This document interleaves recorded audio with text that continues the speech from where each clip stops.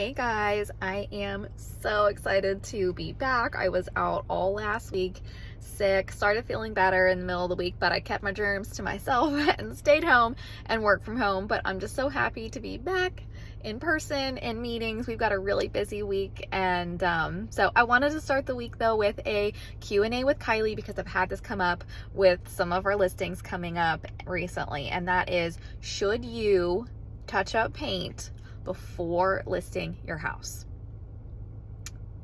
That depends.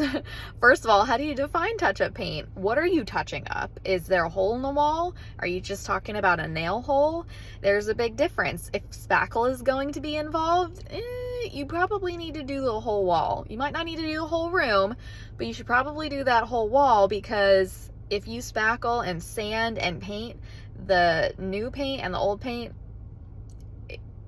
there's no chance of that not being noticeable, unless it's flat paint and the old paint is not old paint and it's really only been done recently and it's like within a month per our painters recommendations. But that's usually not the case, and it's just better off that you do that whole wall or the whole room. It just really depends.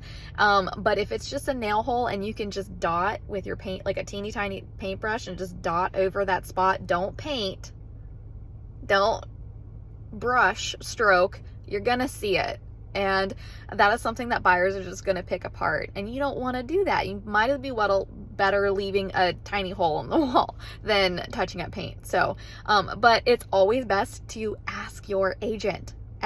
Send pictures, video, talk, communicate before you start touching up paint, because you could have regrets. And it happens to the best of us. We start and it doesn't turn out right. But I just wanted to clear that up because it comes up a lot, and I hope that helps. If you don't have an agent to advise you, give us a call.